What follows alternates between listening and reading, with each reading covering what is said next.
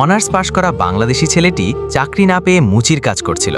তখন সেখানে একজন ইন্ডিয়ান ধনী ছেলে তার বুগাটি গাড়ি নিয়ে আসে আর বলে, এই মুচি, জুতো পরিষ্কার কর। বাংলাদেশি ছেলেটি চুপচাপ তার জুতো পরিষ্কার করে দিল।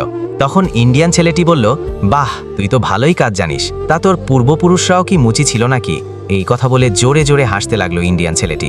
এতে বাংলাদেশি ছেলেটি খুব কষ্ট পায় এবং সেদিন আর কাজ না করে বাড়িতে চলে আসে।